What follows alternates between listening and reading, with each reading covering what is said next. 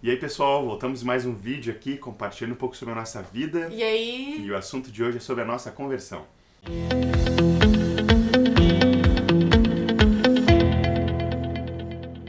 No último vídeo que nós gravamos sobre como nos conhecemos, algumas pessoas nos perguntaram sobre um trecho que eu comentei que eu tinha me convertido com 15 anos. E as pessoas acharam estranho. No último Peraí, que tem que ver como é que eu tô. Eu tava rindo, gente. Não, tu não é amigo. Sim, mas não vou começar o vídeo assim, ó. É a transição que ela Vai. pegou. É. Agora espera aí. Foi. No último vídeo que nós tínhamos gravado sobre como nos conhecemos, eu tinha comentado que tinha me convertido com 15 anos. E algumas pessoas perguntaram como assim tu se converteu com 15 anos, se tu nasceu numa família cristã, vai na igreja desde pequeno, é filho de pastor.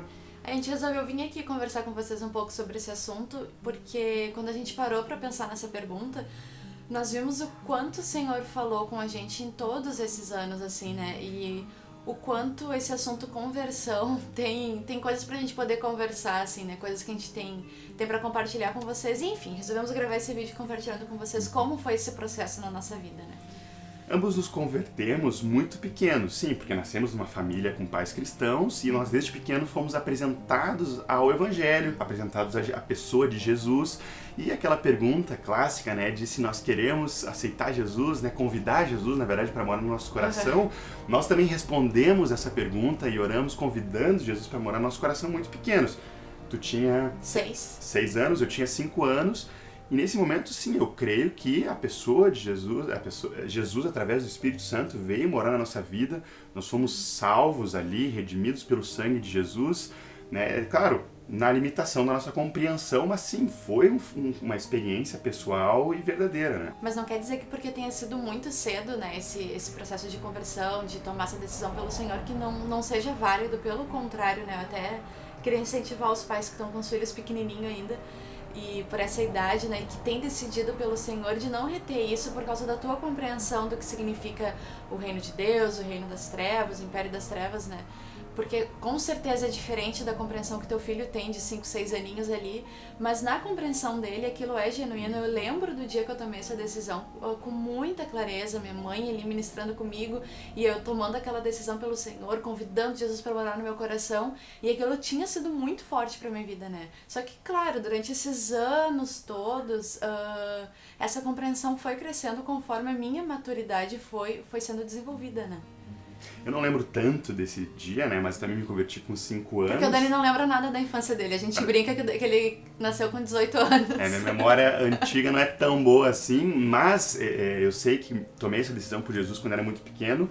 Uma decisão, como a Tia comentou, limitada em termos de compreensão, mas sim, de todo o coração de uma criança. E ali, esse momento é muito importante na vida de todos nós, que é um marco na nossa vida onde, sim, nós somos transportados do império das trevas para o reino da luz, como diz a palavra, e agora nós somos filhos de Deus, não mais só criaturas, mas agora somos feitos filhos de Deus. Esse e protegidos pelo sangue de Cristo, né? O que é muito importante também. Mas não pode parar por aí. Por quê? Porque nós vamos amadurecendo e a nossa compreensão sobre a vida, sobre o mundo, sobre o reino de Deus, sobre quem é Deus, sobre quem é Jesus, sobre o Senhor e Jesus, tudo vai mudando, vai amadurecendo. Então a gente não pode só se apegar naquele momento, por mais que foi um momento decisivo, marcante, onde houve toda essa mudança na nossa vida em termos espirituais. Mas a conversão, a palavra conversão significa mudança de rumo. Assim como está na autoescola, a conversão à direita está mudando o rumo do carro que estava indo para lá, agora ele muda de rumo. Na nossa vida também nós podemos ter outras conversões. São outros momentos onde a nossa vida está tomando um rumo e nós decidimos de novo por Cristo, decidimos radicalmente de novo pelo Senhor, pelo reino, e aí a nossa vida de novo muda de rumo. E quando eu olho para esse processo na minha vida, eu vejo que essas conversões, essas mudanças de rumo na minha caminhada com o Senhor estavam sempre associadas, e eu acho que vão estar para sempre associadas, ao senhorio de Cristo na minha vida, né? A eu entender que eu precisava morrer um pouco mais para mim mesma e deixar Ele assumir o controle. Tanto que quando eu olho para todos esses anos, 29, mas enfim, quando eu olho para esses 29 anos, assim, né, da minha vida e vejo o quanto eu caminhei os anos que eu caminhei com o Senhor, tem um versículo que marca muito, que é o de Gálatas 2:20, que diz que logo já não sou mais eu quem vive, mas Cristo vive em mim, né? E quando eu olho pra minha vida, eu vejo que isso é essencial. Momentos onde eu vejo a minha caminhada com o Senhor, onde eu vejo as coisas que estão sendo importantes para mim, as coisas que estão sendo preciosas, onde eu tô sonhando, onde eu tô planejando, e pego tudo isso e falo, não, Senhor, novamente eu decido que é Tu que tá no controle, novamente eu decido que é Tu que assume, né?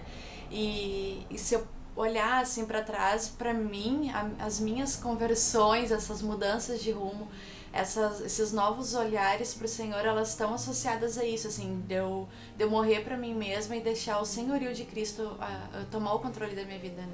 É porque a compreensão do senhorio de Cristo, dessa entrega, ela vai mudando.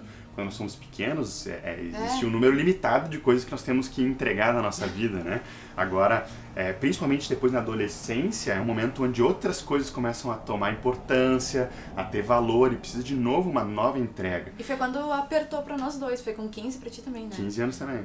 E foi isso que eu comentei no outro vídeo. Quando eu tinha 15 anos, claro, já tinha decidido por Jesus, né? Convidado ele para morar na minha vida quando eu era pequeno, tinha sido batizado ainda quando criança, batizado no Espírito Santo também, mas eu lembro que com 15 anos foi uma época muito conflitante para mim, porque estava ali no final do ensino fundamental, começando o ensino médio. Que nem é mais assim que... Ah, não, se chama assim agora. Não é segundo grau, né? Não, a gente não é dessa época de segundo grau, não, né? Colegial. Não, a gente é de segundo grau. É verdade, a gente é do segundo grau. Tá. Quando eu tava saindo do primeiro grau, entrando no segundo grau, traduzindo ensino fundamental e ensino médio, comecei a ter muitos conflitos ali, porque tinha muitas amizades no colégio, comecei a desejar estar com aquelas pessoas, não ia nas festas, mas por dentro tava louco pra ir, entende? Tava querendo sair com aquelas pessoas, aí comecei a me envolver com comissão de formatura, com líder de classe, essas coisas, até com o grêmio estudantil do colégio, então aquilo tava começando a brilhar muito pra mim. E aí eu lembro que isso, quando eu terminei a 8ª série, e aí não tinha o 9º ano ainda, né, e comecei nas férias entre a 8ª e o 1º ano, eu fui num retiro de carnaval. Por quê? Não tinha parado de ir nos cultos, não tinha parado de ir nos grupos caseiros, nem em retiros, mas o meu coração estava muito apegado às coisas do mundo. E a própria palavra diz, né, que a amizade do mundo ela é inimiga de Deus, então eu estava com aquele conflito. E aí quando eu fui nesse retiro de carnaval, nos meus 15 anos ali, na época do carnaval, foi interessante que a palavra que foi ministrada foi sobre comunhão com Deus. E cada uma das ministrações foi sobre uma forma de termos comunhão com Deus. Eu lembro muito claro dessa palavra. Um dia foi sobre a própria leitura da palavra, outro dia sobre oração, outro dia sobre jejum e outro sobre adoração. Eu lembro que terminou aquele retiro e eu me dei conta, o Senhor falou comigo e me mostrou uma hipocrisia que eu estava vivendo, porque nenhuma daquelas coisas eu fazia. Então, como eu dizia que era discípulo se eu não tinha um relacionamento com o Senhor Jesus? E esse relacionamento construído através da palavra, da oração, do jejum, da adoração, eu não vivia nada daquilo. Ia no culto, até, sim, às vezes abria a palavra e lia, mas não desfrutava daquela intimidade com o Senhor. E eu lembro que aí naquele retiro foi a minha segunda conversão. Porque ali eu decidi radicalmente, disse, não, Senhor, eu realmente quero agora sair dessa vida de religiosidade. Eu quero agora realmente entregar de verdade a minha vida para Ti, mais uma vez me converter, mais uma vez declarar que Tu és Senhor da minha vida. E eu lembro que no dia seguinte, quando terminou o retiro, isso já se manifestou no meu dia a dia, comecei a de novo querer desfrutar da comunhão com Ele, da oração, da palavra, e tomei algumas decisões muito radicais com relação às minhas amizades do mundo. Então, por mais que tinha me convertido quando pequeno, sim, na minha adolescência, houve uma nova conversão, agora com uma nova compreensão do que é o senhorio de Cristo. Comigo também foi com 15 anos, essa minha segunda conversão, já que a gente está chamando assim, né? Só que o que marcou naquela época foi a compreensão do amor de Deus por mim, do amor dele como pai sobre a minha vida. Foi um momento onde eu tive muita dificuldade com as amizades no reino versus amizades no mundo. Eu tava meio popularzinha na escola e no reino... Popular? Muito. Não, mas eu tava mais assim, né?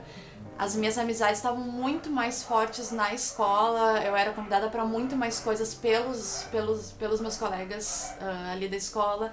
E com a galera da congregação não era muito assim, o pessoal acho que não me dava muita moral. Não, mas eu não sei, eu não era convidada pra muita coisa, eu tava numa fase assim que eu me sentia a coisa mais feia do universo, então, sei lá, eu sentia que, enfim...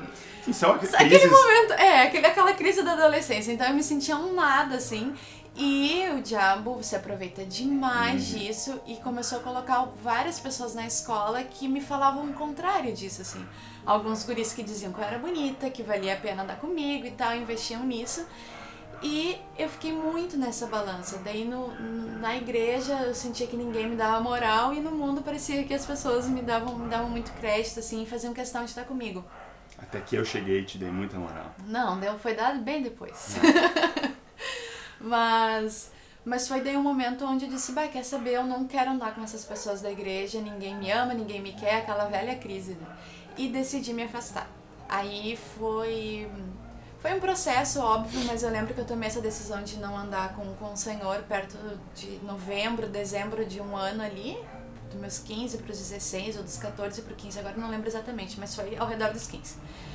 E me afastei do Senhor uns meses, né, decidi radicalmente que eu não queria andar com o Senhor, não queria andar com mais ninguém que me levasse para perto do Senhor. E foi um processo onde eu andei mais perto, assim, do mundo, né? Fui provar essas coisas que eu achava que pra mim seriam boas, que seriam importantes, que me fariam mais feliz. E óbvio que nada disso me tornou mais feliz, nada disso me deixou mais completa, nada disso me fez me sentir melhor.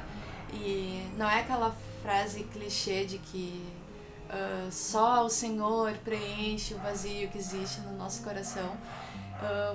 Não é clichê isso, né? Pelo contrário, essa é a verdade da nossa vida. Ele nos criou de uma maneira onde só Ele nos tornasse plenos, né? Porque a plenitude habita em Cristo. Então, quando Ele vem habitar na nossa vida através do Espírito Santo, é aí que nós nos tornamos plenos, né?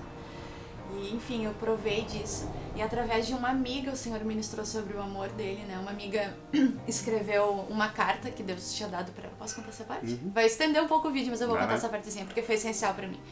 Deus falou várias coisas sobre o amor dele pra uma amiga que andava comigo na época, uma amiga do reino, né? E aí ela escreveu uma carta e me ligou, ó, Deus me falou várias coisas, eu preciso estar contigo porque eu quero passar essas coisas pra ti, né? Aí ela foi lá em casa e tal, eu li a carta e eu lembro que cada frase, cada vírgula da carta era o que eu tava sentindo, era o que eu precisava ouvir. E mesmo assim, eu fechei a carta e disse, bah, Dé, que era a Débora na época, eu falei, Dé, não tem nada a ver isso que tu escreveu, não tem nada a ver isso que Deus te falou e tal, né? E ela perseverou ali comigo, falando, não, eu tenho convicção de que isso é de Deus pra tua vida, e ficou lá no meu quarto orando comigo e a gente ouvindo o Senhor juntas, até que naquela tarde Deus abriu os meus olhos pra entender do amor dele. E eu lembro que foi muito simples, assim, foi um segundo em que, pá, meus olhos abriram e eu realmente entendi que Deus me ama, de que Deus é amor e que o amor que Ele tinha por mim não se comparava ao amor que nenhuma pessoa poderia me dar, né? E aquilo foi essencial na minha caminhada com Deus. Até hoje eu carrego aquela tarde no meu coração, nos meus pensamentos, na minha intimidade com Deus, porque aquele dia eu entendi o quanto Deus me amava, né?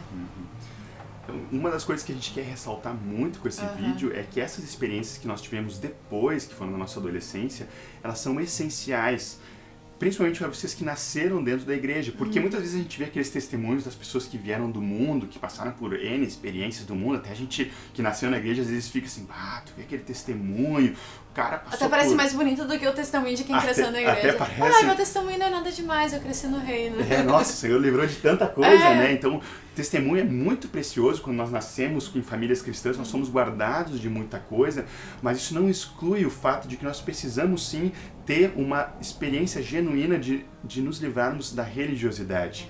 Por quê? Porque quando a gente é uma pessoa que não conheceu o Senhor desde pequeno, que não é de uma família cristã, ela tem uma experiência com Jesus, é muito drástico, é radical, ela não quer mais aquela vida, ela descobre uma vida agora com Cristo que ela passou tantos anos sem conhecer essa vida, ela sai do império das trevas para o reino da luz.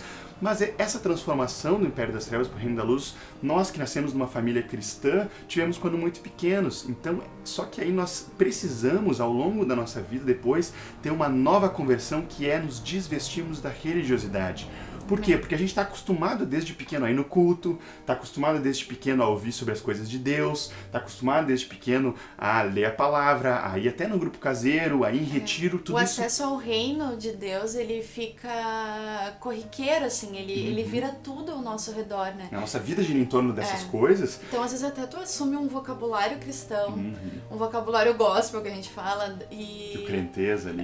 E tu começa até a usar palavras e coisas relacionadas à verdade de Deus que são fortíssimas, de um jeito meio como meio corriqueiro, porque ela tá no teu dia a dia. Desde pequeno tu ouve que Deus é Pai, que Deus é amor, que Jesus é o Senhor das nossas vidas, que o Espírito Santo habita em ti. Cara, isso são realidades fantásticas, incríveis. E que tem que gerar transformação na nossa vida.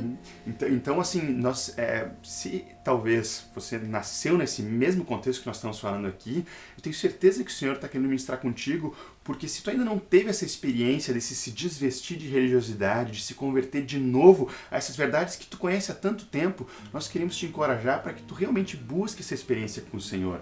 Talvez tu entenda bem o que a gente está falando, porque tu já passou por isso, e glórias a Deus, nós ficamos muito felizes com isso, mas se talvez esse não seja a tua realidade, talvez tu simplesmente esteja acostumado a ir no culto, acostumado a ler a Bíblia, nós queremos te desafiar com esse vídeo, né? Porque é necessário essa segunda conversão, como nós estamos chamando aqui, essa conversão de novo ao senhorio de Cristo, esse arrependimento de novo, entregando a vida por completo ao Senhor, agora com uma nova compreensão dessa realidade. E é muito importante a gente entender que é impossível tu ser um discípulo se tu não morrer para ti mesmo. Se tu não morrer para os teus planos, para os teus projetos. E quanto mais a gente vai crescendo, mais vai tendo planos e projetos, né? Eu, sei lá, que projetos que eu tinha com 6 anos de idade, né? Então era muito fácil morrer para mim mesma, assim, com 6 anos, né? E com 15 já se tornou mais difícil, assim, começou a entrar em jogo várias outras coisas, né? E depois, quanto maior a gente vai ficando, mais difícil vai se tornando, assim, essa luta entre os nossos planos, projetos, sonhos e entregar tudo isso pro Senhor, né? Por isso que a gente quer martelar muito nisso, assim, né? De que é impossível tu viver uma vida com o Senhor, sendo discípulo, sendo filho, sem tu morrer pra ti mesmo, né? Sem tu deixar Deus pastorear a tua vida. Esses dias eu tava olhando umas ovelhas, não lembro onde é que a gente tava, mas tinha umas ovelhas ao redor, assim, né? Parece que a gente mora no interior. Porto Alegre é meio uma província. Capital meio provinciana, mas não tem ovelha na cidade. Não tem ovelha por aí, mas eu não lembro. A gente tava em algum lugar que tinha umas ovelhas. E eu tava olhando pra elas, mas desculpa a palavra, assim. Elas são uns bichinhos meio burro, meio tosco, assim, né? E eu tava olhando pra elas e na hora eu lembrei de que Deus nos chama a ser como ovelhas e Ele ser o nosso pastor, né? E eu fiquei olhando ali pra elas bem tosquinhas, andando ali, né? Sem questionar em nada o que o cara que estava conduzindo elas ali estava pedindo, né? Elas bem de boa andando, bem diferente de outros animais ali, que os cachorros dão uma latida, dão uma esperneada, né? E na hora o Senhor me constrangeu muito aquilo, né? Do quanto Ele quer ser o nosso pastor e do quanto Ele espera que a gente seja essas ovelhas burra, tosca, mas que não questiona a autoridade dele, que não questiona o senhorio dele, que não questiona o pastoreio, é pastoreio, né? O pastoreio dele sobre as nossas vidas, né? Que vai ali e se entrega, vai de uma forma mansa, né? A um matador e deixa morrer para si mesmo, né? Então, por isso que é muito importante, né? Essa quebra da religião na nossa vida. Onde jejuar, onde orar, onde buscar o Senhor, onde ir levantar as mãos no louvor, onde ter uma vida de comunhão com o corpo, não é pensando em nós mesmos, não é pensando no nosso bem-estar, não é pensando em, eu tô cumprindo a minha parte, né, no caminhar com o Senhor, mas é entendendo que isso é um processo onde Cristo assumiu o controle na nossa vida, né, onde eu faço isso porque Ele me pediu, porque eu não tô mais no centro dessas coisas, né. E esse processo de conversão, de mudança de rumo, ele vai acontecendo ao longo da nossa vida, em vários momentos. Nós enfatizamos muito essa questão da nossa adolescência, porque queríamos trazer esse foco sobre esse abandono da religiosidade, mas depois disso nós tivemos várias outras experiências. Eu me lembro aos 18 anos, quando de novo me converti o meu coração, mas aí de uma forma diferente, ao serviço dentro do reino, à proclamação. Então, e na verdade, se a gente for ver bem, a cada 6 meses eu acho que a gente está passando por um processo de novo de conversão. Chutei 6 meses aqui, né? Mas fazendo essa média pode ser isso aí, onde o Senhor pega alguma área da nossa vida de novo e começa a trabalhar, e eu preciso de novo, né?